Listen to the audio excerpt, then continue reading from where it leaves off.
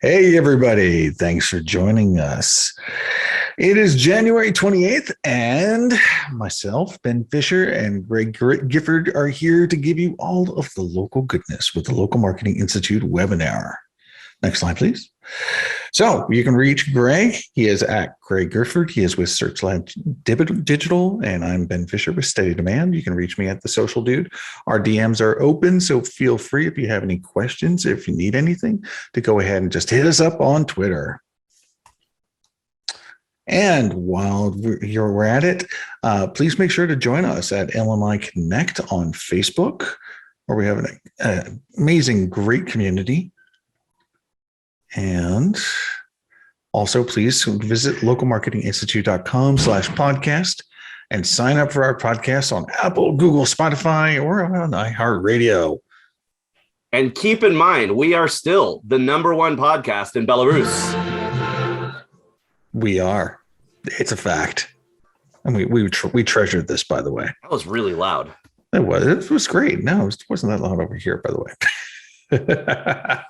All right. So just a little bit of housekeeping really quickly. Please make sure that you put your Q&A into the Q&A feature, so that way we can get to it, and it also records all the questions in case we can't get to you today. And with that, we are just going to kind of jump straight into it. And anyway, so just a small piece of news today from the Google Business Profile side of the world. And that is there used to be an issue, and I say used to, in quotes, by the way, because we never know with these things with Google. But there used to be an issue where if you were getting reinstated, a service area-based business profile would not be able to clear their address because it would get reinstated with the old address that was in there previously. Obviously, privacy issues, all sorts of concerns with this. We just heard today that this issue actually should be resolved. Again, I say should be because you never know with Google. And so there's that. And the next thing that we've got, and I believe this is something that's kind of interesting here. So I'm just going to go ahead and put a link for everybody to go take a look at something on Twitter.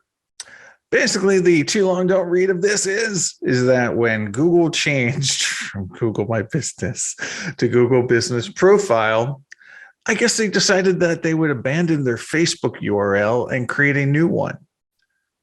And I say the word abandon because, well, this has been taken over now. It has been taken over by their official Facebook Google My Business has been taken over by a review company. And actually, I'll just share my screen really quick so you can see this. So funny.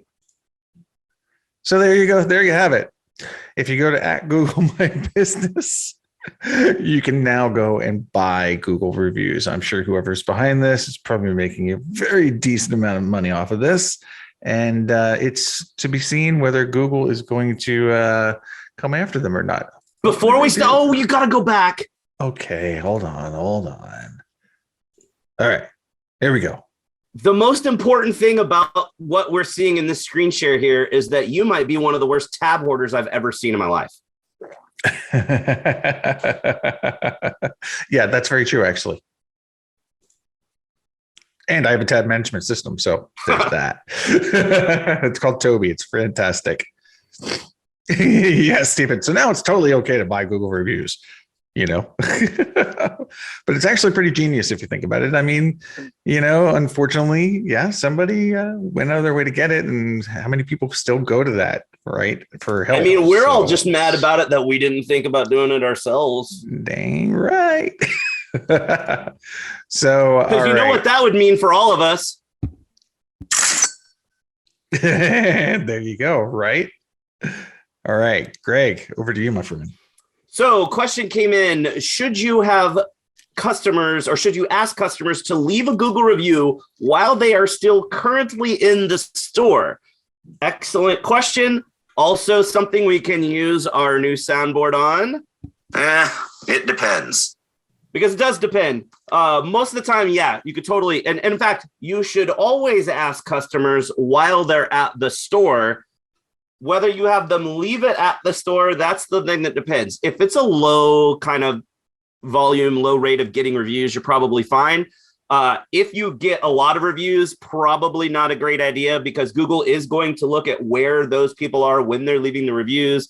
And if the vast majority of your reviews, and you have a very high volume of reviews, all come from your location, then that can get dangerous. So just make sure you're not doing like a review kiosk. Make sure if they're doing it at your location, they're not using your Wi-Fi and they're just using their cellular phone signal.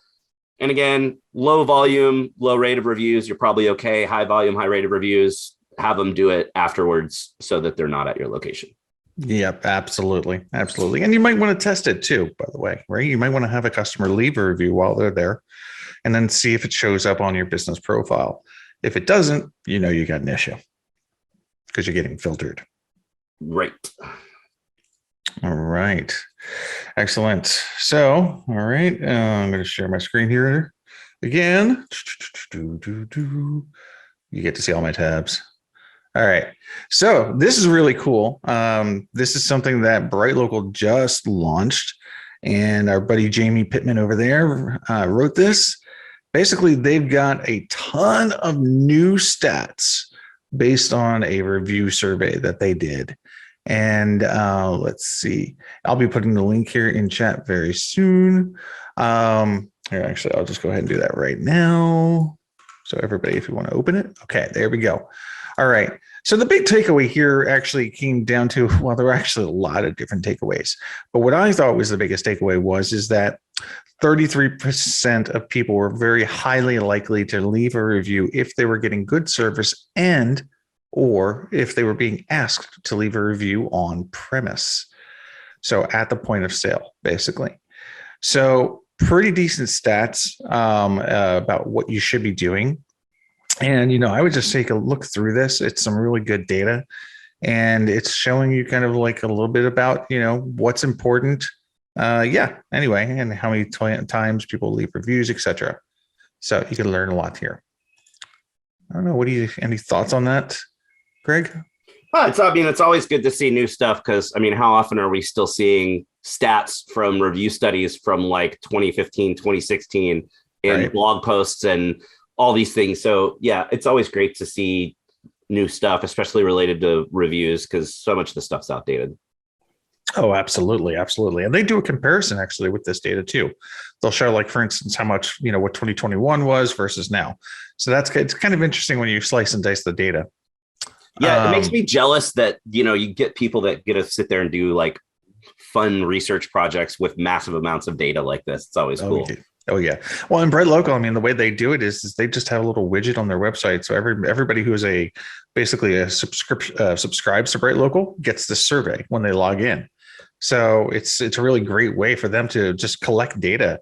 I was just talking to Miles the other day, and actually it was during the webinar with me and Joy, and for the State of the Local 2021.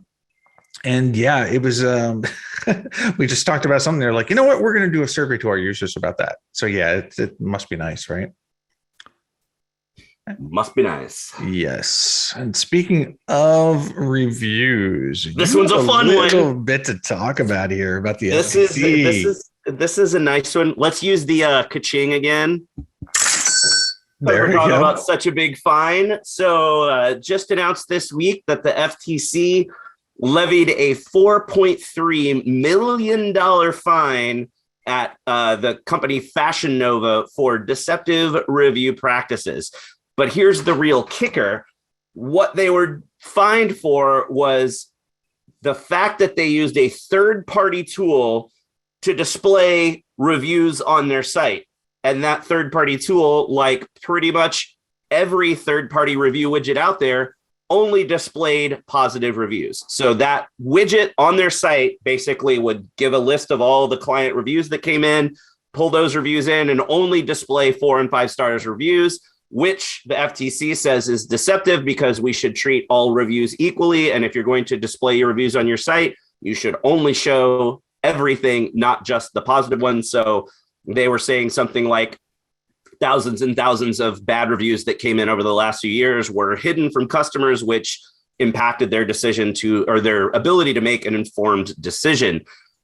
An interesting little kind of side note in the announcement that a lot of people I don't think caught on to was the FTC also sent letters to 10 different reputation management companies that have widgets like this, letting them know that their widgets are in violation of FTC law and they needed to update their system so that it did not cause any problems. But the real big takeaway here is there's a lot of people out there with like, GatherUp, reputation.com, they all have a setting that says show all my reviews or just show positive reviews. All the widgets work this way. So if anybody out there has a review widget on their site, pulling in reviews from other places, you got to be sure that it's set to show every review and not just the positive reviews, or you could potentially get fined a whole crap ton of money. Yeah, it was only 4.2 million. Just saying. Just a little bit of money. Yep. No, I mean, but if you think about it, I think it's a great move. I'm glad the FTC actually got involved in this, because Google can only do so much. I mean, we see the reports from behind the scenes, all the time. Sure. But, realistically, what are they going to do? Just ding you and say, okay, well, we're just going to take your reviews away. This is great. This is a nice, heavy-handed approach of basically saying, look, don't deceive your customers. Well, and it plays nicely, or it's a little bit more aggressive, but still plays nicely with the no review gating thing that they came out and just flat out said, don't do review gating. Yeah. But then did they really enforce it? It was kind of more on maybe it got enforced for really big businesses, but now it's clear that they're notifying other companies, hey, your widget is violating the rules too. So it's not just like, hey, we're going to go hit this one guy. Hey, don't anybody else do it or you're going to slap on the wrist. They look like they're being pretty aggressive this time, which is awesome.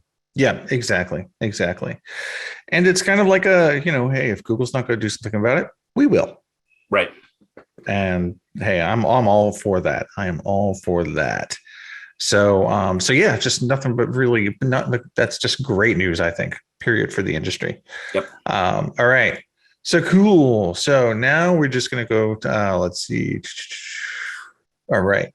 So yeah, just going to talk a little bit. I mean, this week did 2 different webinars, one for DudeCon and one for Bright Local. And, the cool thing is that both of them were pretty much about 2021 and 2022, what happened in 2021 and what is coming in 2022 for prediction wise.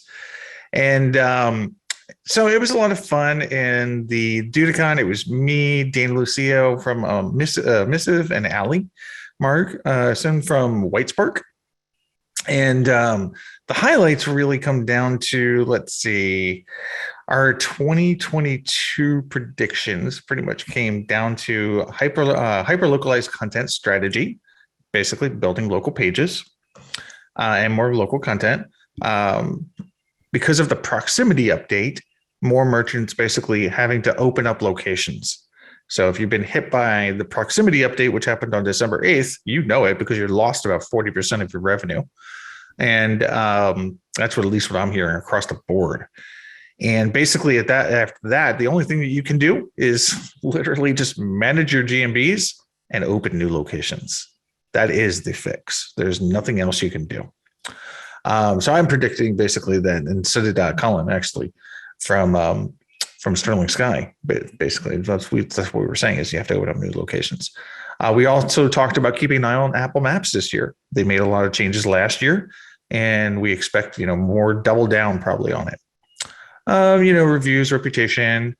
The thing that I thought was with Google Business Profiles, the in-search experience. This is where you can edit, make posts, reply to reviews, basically do everything that you did in Gmb Web or GPP Manager, I guess you want to call it now. Every time somebody says GMB from now on. There you go. Now we need to record a sound. It's Google Business Profile. Right, yep. But yeah, so the in-search experience, that basically I think is going to continue to expand. And we've already started to see this with a new feature that came out where you can go ahead and create a Google Business Profile directly from search. So we're starting to see more basically parity basically between Gmb Web and in-search experience. We talked a little bit about justifications. Of course, we talked about photos. As we all know, photos kind of has started to take the leader of the pack from an from an optimization standpoint last year. So I think that's going to continue. And we also talked about Google Business Profiles possibly supporting e-commerce in the future. So it just kind of looks like all the features are starting to line up really nicely for that. But yeah, that's 2022. What do you got, Greg? Yeah, I mean, I think the Vicinity update is the big thing to look at, because clearly that was the biggest local algorithm update we've had in years. And Google has made so many updates to GBP in the last year and a half. Clearly local is important to Google, and they're going to continue to be making changes, making it a better experience, adding in the editing your profile right there in the search results is huge.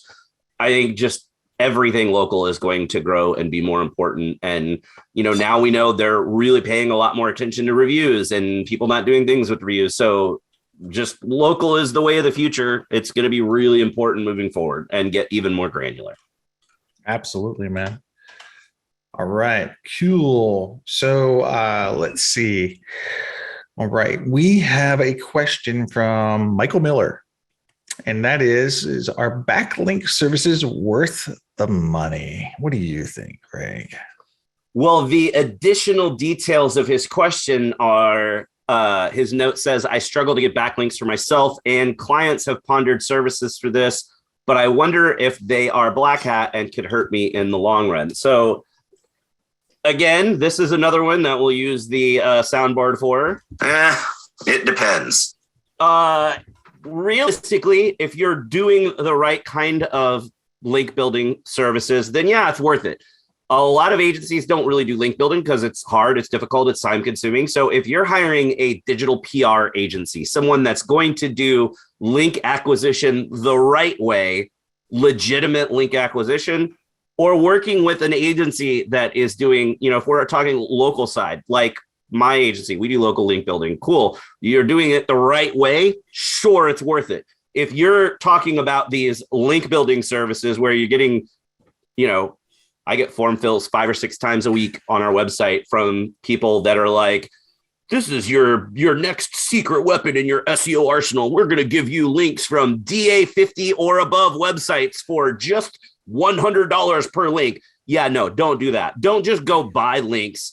Don't buy guest posting links. Any of the junk like that is bad and definitely will hurt you in the long run.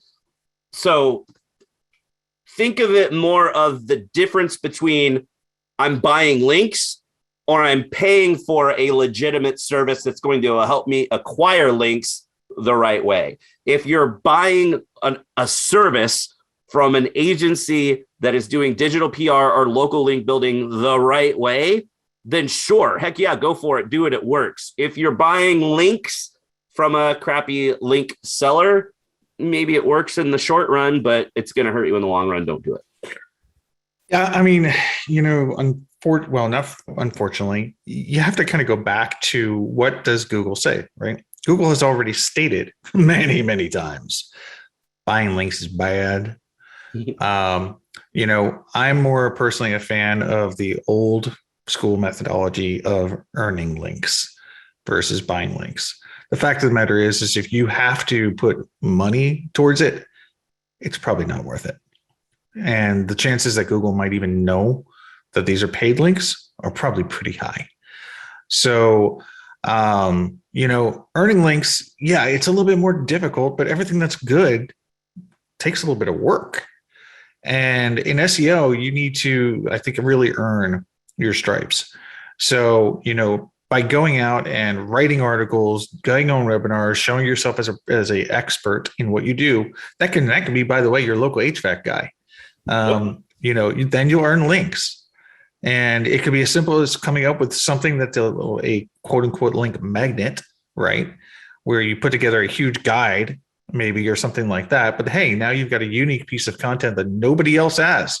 Well, guess what? People are going to link to this. Example, one of the people that I think is really brilliant in our industry is Claire Carlisle. She came out with this great guide about UTMs and posts. That thing gets linked to all the time. She also has a resource of all of the local SEO people on her site too. Again, it gets linked to all the time.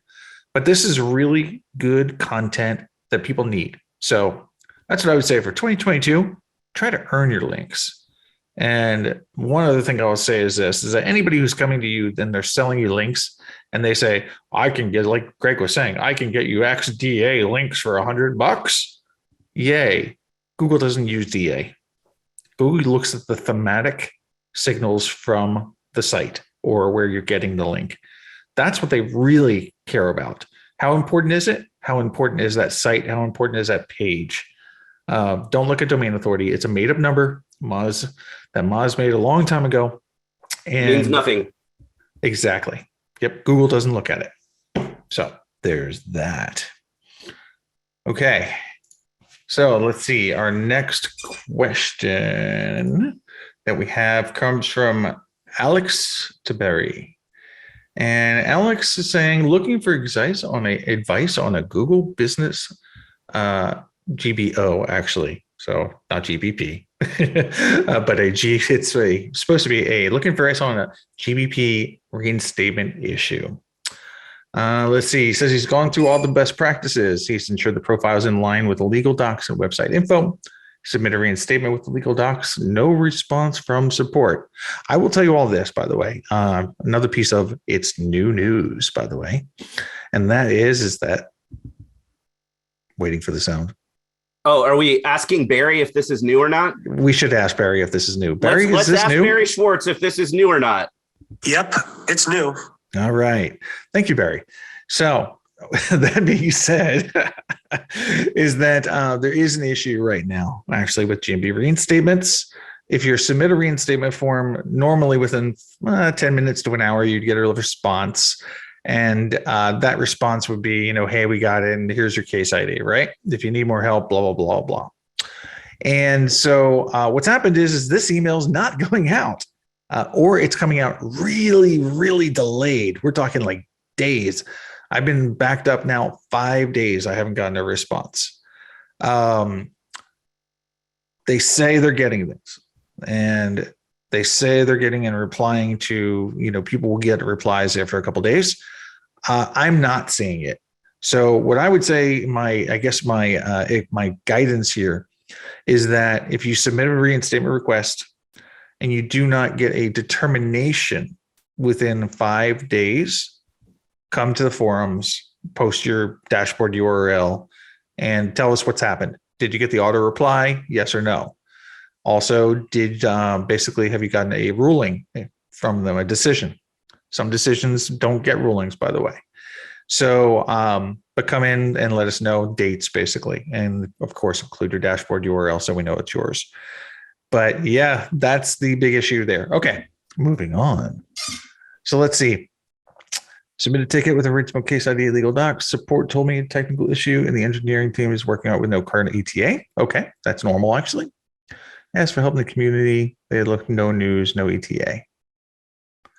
What more can I do if they tell me there's no news, no ETA forever? Okay, so first of all, let me just tell you this, is that if you're listening, when Google basically says that it is a technical issue, yeah, you're going to wait. Basically, you have no choice but to wait. Sometimes technical issues don't get resolved. So what you basically, and you've taken all the correct steps, including the going to the community at that point. So basically, if you come to the community, you have been told 3 times now at this point, reinstatement, support, and community, that it's a technical issue and there is no resolution path. That you're just going to have to basically wait. You have no choice.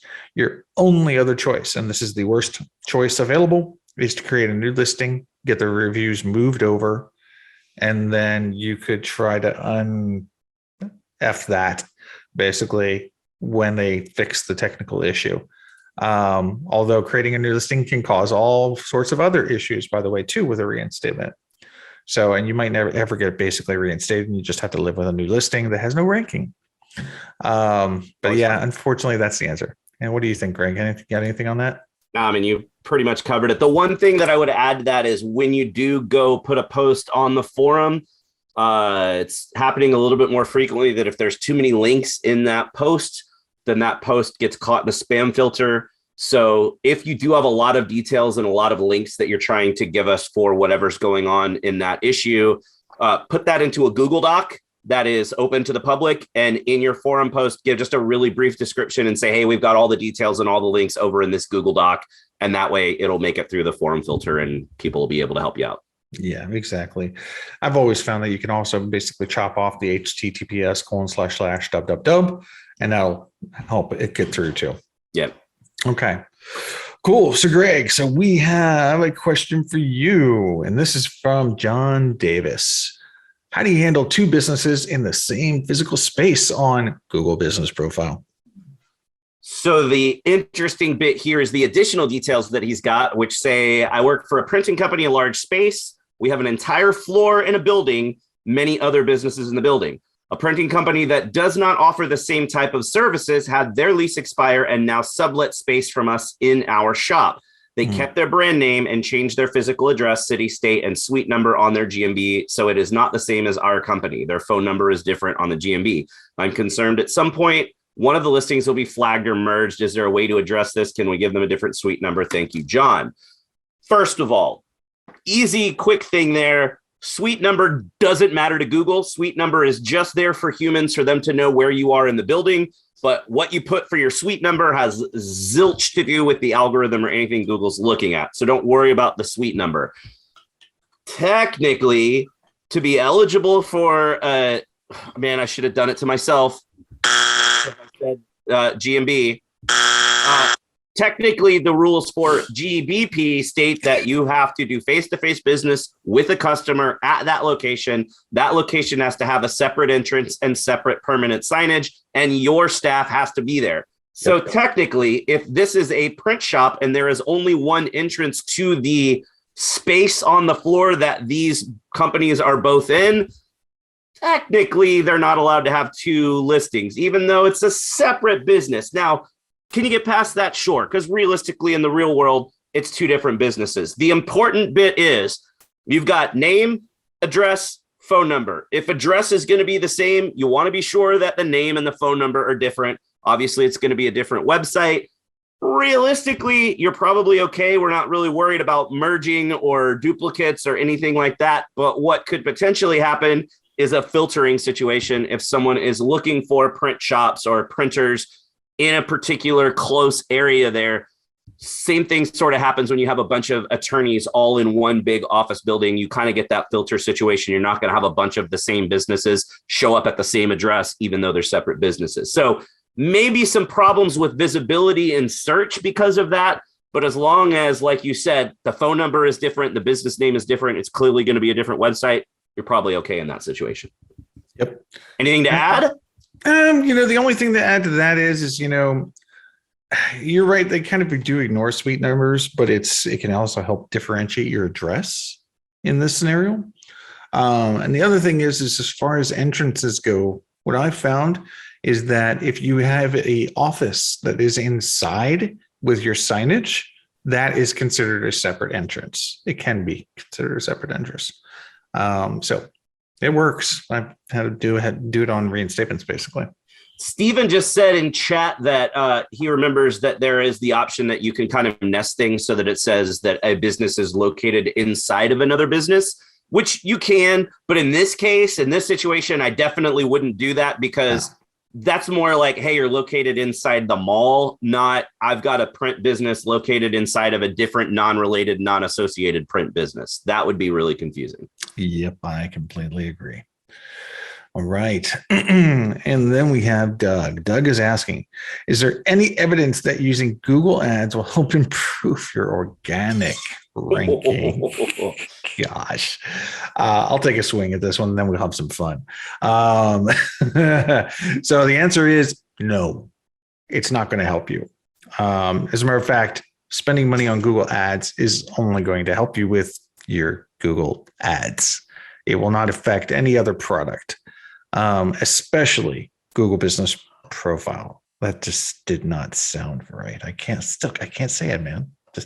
Well, it's because Just saying. before we Google could say Business. Google My Business and everybody knew what we meant. And now it doesn't work the same to say Google Business Profile. Yeah. Like you have to now say your Google Business Profile. Like this doesn't help Google My Business rank better. Cool. But you can't say this doesn't help Google Business Profile to rank better. So you have to add your or the before. So it's just Ugh. it's not like it's a one-to-one change. That's why it's so hard. And man, I'm telling you, man, it's so hard in situations like this, because if we really were going to buzz every time, it's going to be like constant. Like, Exactly. It's been 7 years we've been calling it Google My Business.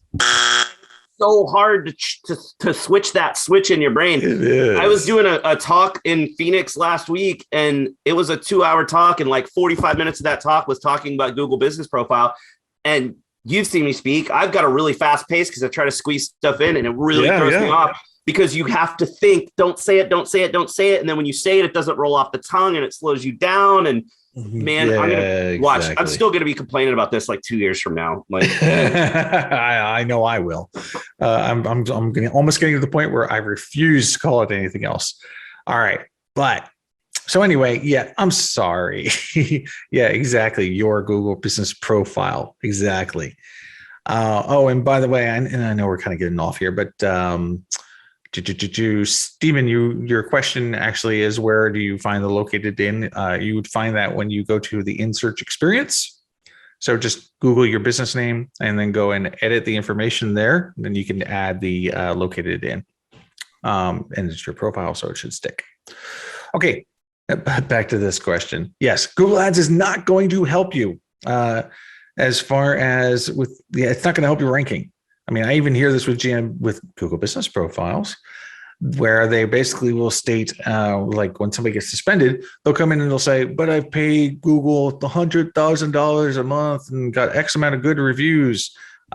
Google doesn't care. It's not going to help you. It's a walled garden. Yeah. Separate, not related whatsoever. Exactly. Anything that you want to say about that, Greg? No, it's one of those questions that always pops up. And like you said, it's either a, hey, does this matter?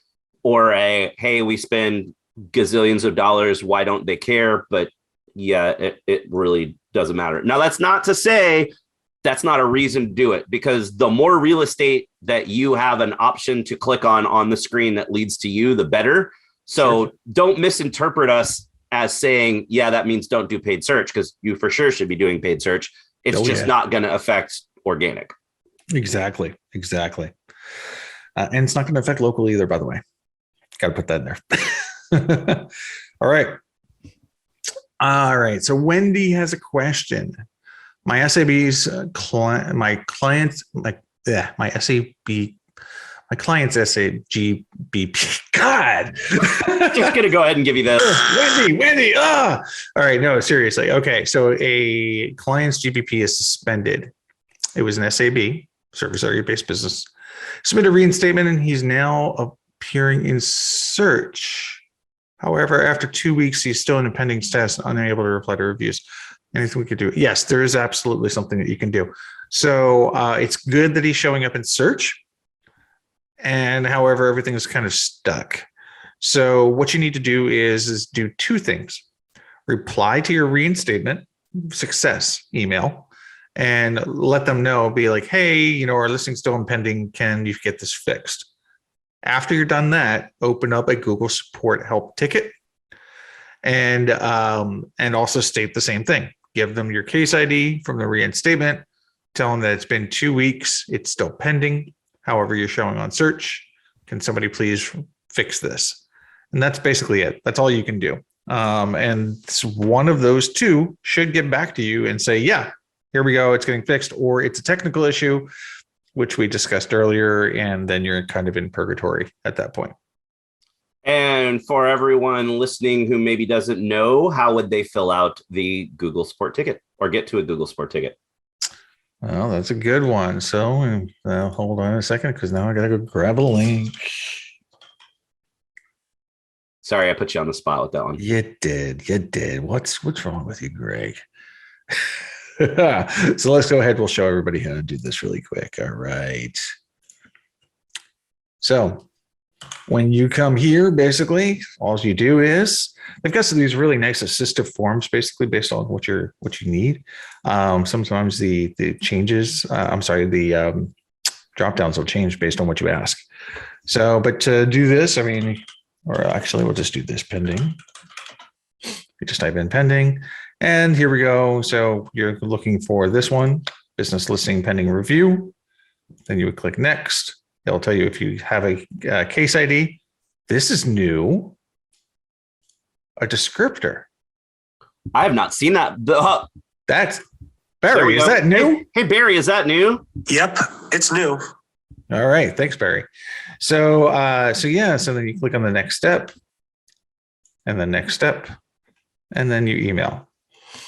And then based on what you've done here, so it's going to ask you for your name, your email, your phone, okay, relationship to the business. And then you put the business name, the address. This is good because they're checking the integrity of the business profile. So they want to make sure that if you've got shows permanent signage. Now the thing here is this, and I've told Google about this, they just haven't fixed it. Is that if you're a service area based business, why do they ask you for signage, right?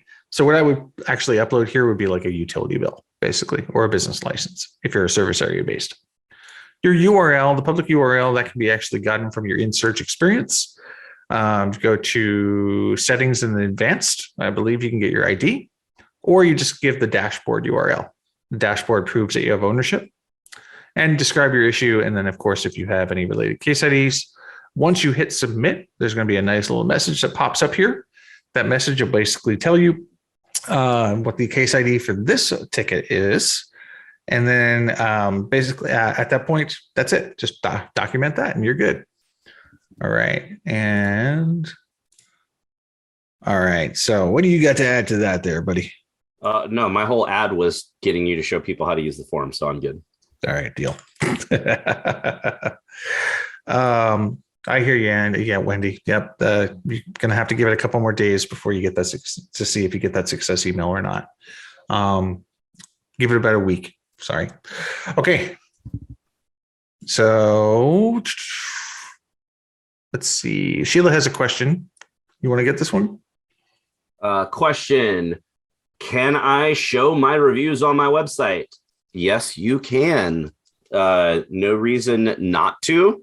Other than be careful with she popped this up earlier when we were talking about those review widgets. Yeah, you're totally allowed to show reviews on your site. Totally fine to do so. Just make sure you're showing all your reviews. Basically, think of it like treating your reviews equally. You can't say, I'm not going to, like review gating. You can't give people a different review leaving experience based on whether they're happy or sad. You also can't only show happy reviews on your site. You need to show every review on your site. So there's widgets out there that you could use. If you wanted to just put a few reviews on there and say, here's a sample of our reviews. Cool. Typically, though, this is a little off topic, but one of the things that I talk about at conferences when I'm talking about reviews pretty often is don't really worry so much about having a testimonials page on your site. If it's videos, great, people will watch videos. But even if that testimonials page does show all your reviews, most of the time people aren't really going to care because customers want to see honest, unbiased reviews on third-party sites. So instead of having a page of testimonials that shows all your reviews ever, say our customers love us, check out what they have to say on, and then link to Google, Facebook, Yelp, whatever other review platform, because they're inherently going to trust those reviews more if they're reading them on the review platform than if they're reading a stream of reviews that you're putting on your site. Completely agree. All right. And Sheila has another question for you here. Has anyone had a problem with posts on Google GMP? What's a GMP? Google My Profile. So based on type you choose, all offers, events, etc., you can't pick one and get a clean place new post. I have to edit the last post to get a new image and wording. So it sounds like there might be some sort of a bug when Sheila's trying to do a new post. I'm not aware of anything out there. I hadn't heard about this or seen anything in the forum about it. Have you? No, not at all. This is the first I've heard about it. Maybe have you tried turning off your computer and turning it back on? I'm starting a new career in IT support. What I would just say is, Sheila, I mean, this sounds like it might be an outlier and isolated issue.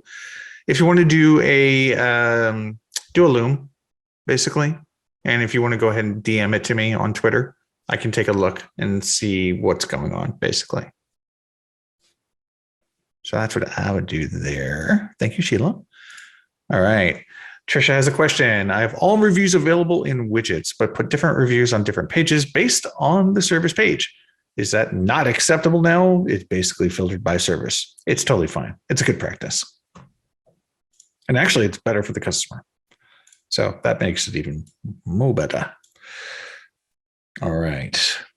So let's see. Got some more questions here.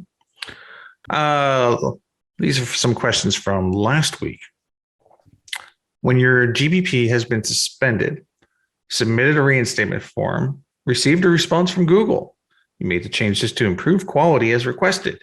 Do you resubmit a form or should you reply to the original reply from Google? The latter statement is accurate. You should always reply to the reinstatement thread until they basically have told you to go pound sand, say twice, 2 or 3 times. In other words, if you keep getting the same form reply back, basically that you're out of the guidelines or whatever the case may be, then you're going to have to go to open up a support ticket, basically help.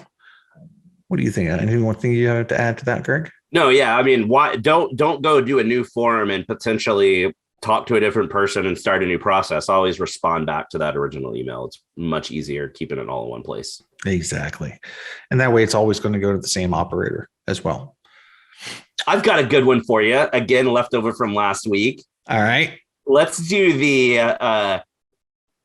Mr. Fisher, do you have any thoughts on local Falcon versus local Viking and which is better? Let's see. Local Falcon, white hat. We know the owners. We like local Falcon. It's actually really awesome. It's fast. It's speedy. It's not expensive, and it's pretty darn accurate. Local Viking. I do not recommend it. That's the answer. Yep. All right. So let's see. All right, Greg, here's a fun one for you, man. So I'm using a street address of the P.O. Box back when I established my profile 20 odd years ago. It was totally fine. Yeah, it would be nice to know a little bit more details here, but like we jokingly laughed at just now, it was probably a pretty long time ago and that was allowed, but for sure, very explicitly, Google now says you cannot use a PO box to set up a GBP. See, I want to say GBP listing. Your it would be Google GBP. Yeah, because if you say GBP, because you used to say GMB listing or GMB profile, but now you can't say GBP profile because that's Google Business Profile. Right. Yeah, no, but yeah, you can't use the PO box. It's got to be a legitimate, real address. So I don't really even know what the question is. I'm using this PO box back when I established my profile. It was allowed. Is the question, should you change it? I don't even know who asked this because it doesn't have a name, but yeah, you should change it. I would seriously doubt you're having any visibility in search if this is the case. Definitely get it to a legitimate address. Don't use post office boxes or Regis offices. Yep. And the other thing is that I'm sorry, but unless you have customers who are about 2 inches tall, if they come to visit you at your UPS store, they're not going to find you. They're going to find a bunch of boxes. And I think that's a pretty bad experience. Could also net you some bad reviews. So this now makes me want to say that from now on, this is actually hosted from inside of a PO box in like somewhere in the middle of nowhere, and then we Photoshop a picture of us sitting there inside of an open post office box. Put that in our intro, and it would be hilarious. All right, that sounds like for the next show we got to do that. All right, hell yeah. Okay, all right. So anyway, so there's a bunch of different things about that. Okay, next question for you, Greg. Does reporting competitors to Google a good strategy? Is reporting competitors to Google a good strategy? I know this is it will depend on a case-by-case basis. It depends. But it's a strategy you all had success with on any level. If you're working with people in a spammy vertical, locksmiths, attorneys, it can really be a pretty excellent strategy. For sure. It's a great strategy. For a long time, I think it's kind of gone away a little bit, but for a long time, people always called Joy the Destroyer because she would nuke so many, competitors' listings that were doing bad stuff. And it's not that hard to report somebody that's cheating and get their listing pulled down. You probably get results a heck of a lot faster from taking down the 5 or 6 guys above you that have fake listings than trying to out SEO those guys. So for sure, do it. Now, obviously, don't go report competitors that have legitimate listings. Like, that's silly. Right. But for sure, if it's got a problem, like, heck yeah, why would you not do that? It's a great idea and it helps your clients. Yeah, we were talking about this actually on the Bright Local webinar. It was me, Joya, and Amanda. And, we basically, the industry, I think, is split, right? If you look at the White Spark local ranking survey that was put out, a majority of local marketers basically stated that they're not doing spam anymore, or it's extremely ineffective. I don't see this, so I can't agree. We've still got between a 50 to 63% success rate. I just checked those metrics like last week. So I don't see it. I think that it has gotten harder, a lot harder. It has, and it depends too, because we have a lot of car dealer clients. I don't have to do this for car dealers because you can't set up a fake listing for a dealership because clearly there's no car dealership there. So it really does depend on the vertical. A lot of verticals, there's no spam to fight. Are you saying it depends? It depends. Oh, okay, I thought so. No, but yeah, I agree. It is. It's like it definitely is based on category. It's like we stopped doing lawyer spam for multiple reasons, and one was lack of success. Believe it or not, in HVAC. Oh my God, I love HVAC. Anything in the services based industry, woo, spam is easy. Yep. Super Google's still not that good at sometimes UPS stores. Believe it or not. There's reasons for that and there's tricks around it, but unfortunately I can't share those. So yeah, I agree. It does sometimes differ, but yes, if you can do it, heck yeah, do it. All right. Let's see. Hi, Heather. How you doing? She says, I've tried to take down lawyers with unfair listings. Google doesn't care. So although you have to agree, it's nice to get something taken even when it's blatantly incorrect. Yep. That's because Google's not consistent of all things. Wait, what was that? Google's not consistent? I know. Let's dig into that. That's shocking. I've never heard that concept before. You've never heard that I've never heard that. And I've been around the block a couple times. I know. But Google not being consistent, man. I mean, they're supposed to be like this mega multi-billion-dollar company, trillion-dollar company. Is that that seems like a brand new concept. I wonder what Barry would say. Is Google not being consistent a new thing? Nope, it's not new. Oh, okay. Thank you. We appreciate you, Barry. All right. So I guess our next question. Oh, that's a good follow-up from Heather over there in the chat. Although Heather gets for putting questions in the chat and not the Q&A. But we'll still answer it anyway because we're in a generous mood today. So her question is, any suggestions to a business name, quote unquote, free consultation Toronto employment lawyer? Yeah, that's one that even though lawyers are tough to go after, I'd probably want to go after that guy. Only if he's outranking me. If he's not outranking me, I don't really give a crap because I'm not going to try to go after that. But yeah, unless he's got like a DBA except this is Toronto. I don't know how the laws are in Canada, but like in the States, if you were to have a DBA that your business actually is called Free Consultation Toronto Employment Lawyer, then there's not a whole lot you can do. But chances are they probably don't have that. They probably don't have that business name on their website, and it's the name of their law firm. So that's a pretty easy one to go, hey, look, guys, this is not really the name of this business. This one's kind of interesting, actually. Hold on. Let's take a look. So look at this. So here's the website. The website does have Toronto Employment Lawyers. So that's fine, but they can't have the free consultation bit. Oh, no, definitely not. Yeah. So if nothing else, you can get them to have to take off the free consultation bit. But yeah, like that's where this is the silver bullet right here. Right. So lawyers, and I believe this is true in Canada, but lawyers must represent themselves as they are. Click about us.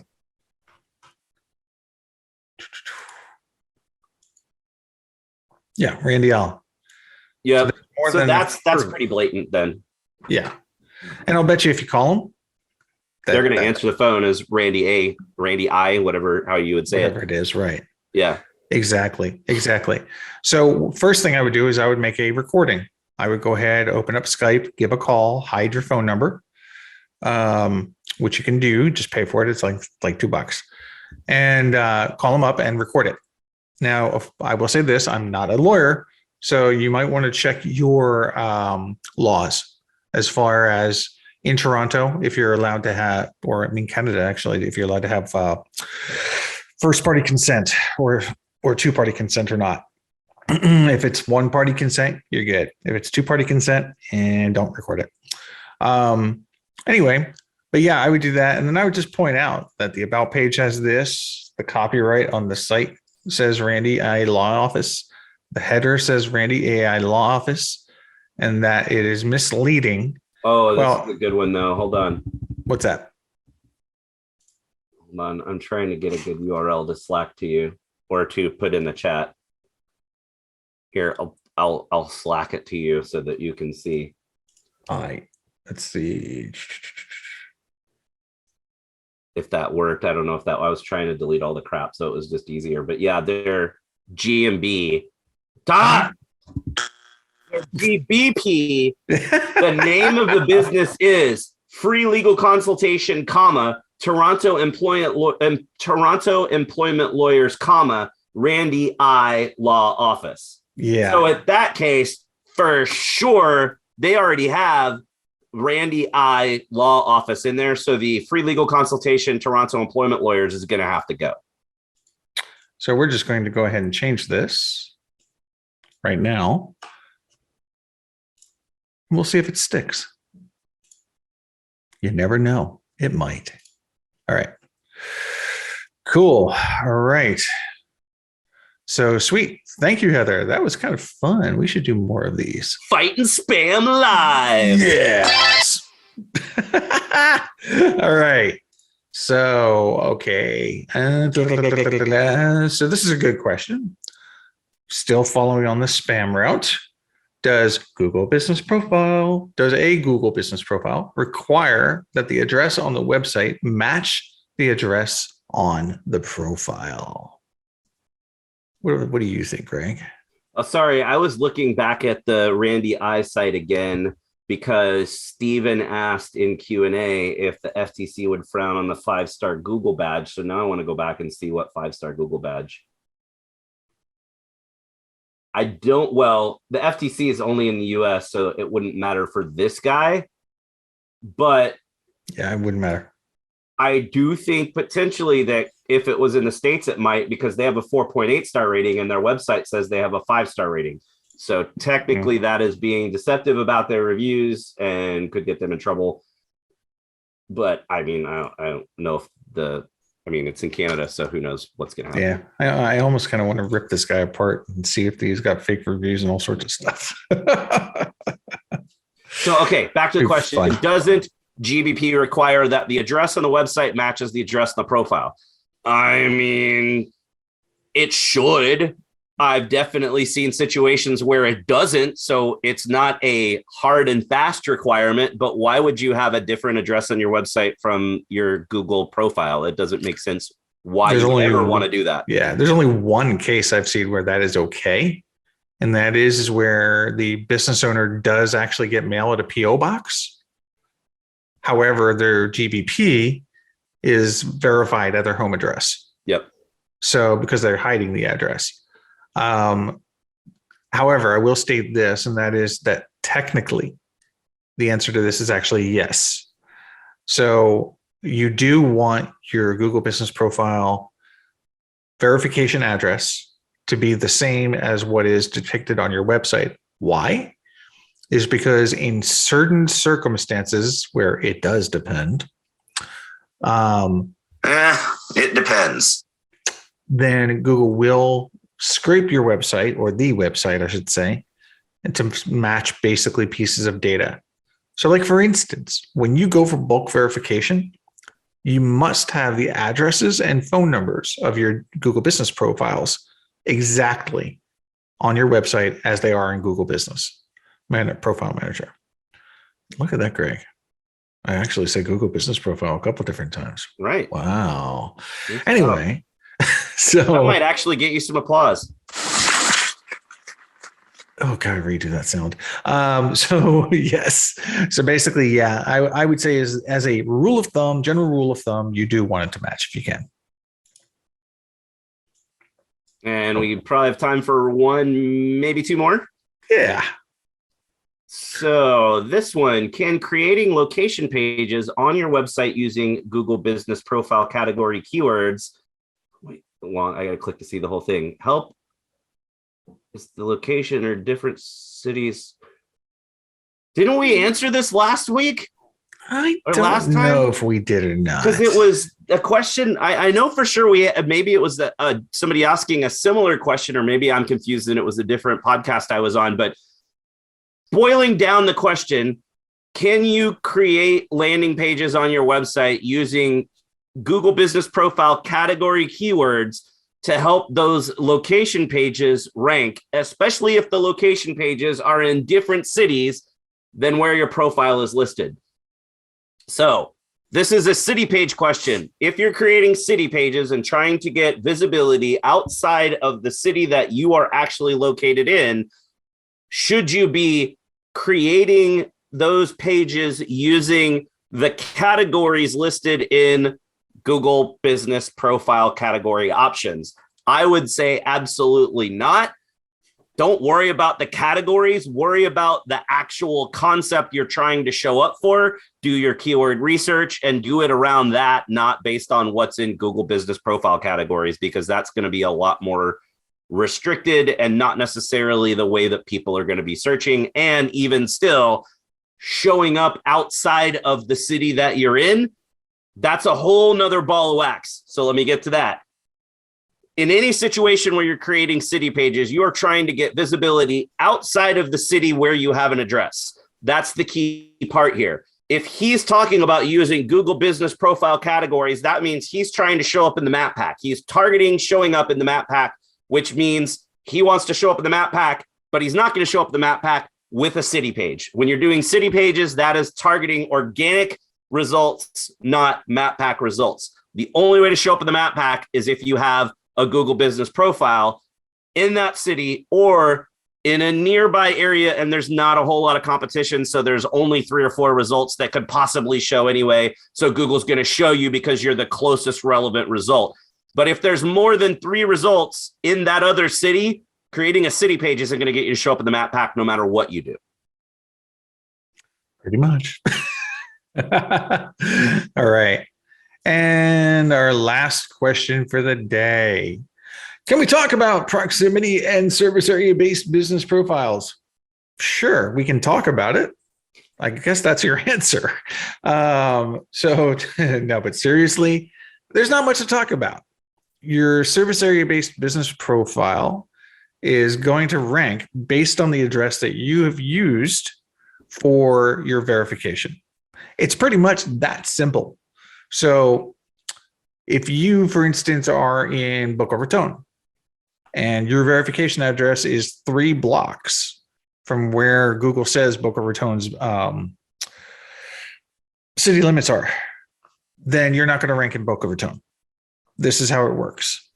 If you have an address which is inside of Boca Raton and a zip code inside, then you will maybe rank inside of Boca Raton. Your chances are much, much higher.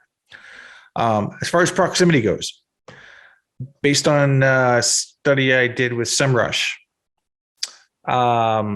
we found that I think it was 11,000 profiles analyzed, that basically how far proximity will a service area-based business rank? The answer is approximately 2 miles. There are some outliers out there that'll do hundreds of miles. Don't ask me how. But the average rule of thumb is going to be 2 miles. And so you can try and use 2 miles, meaning what?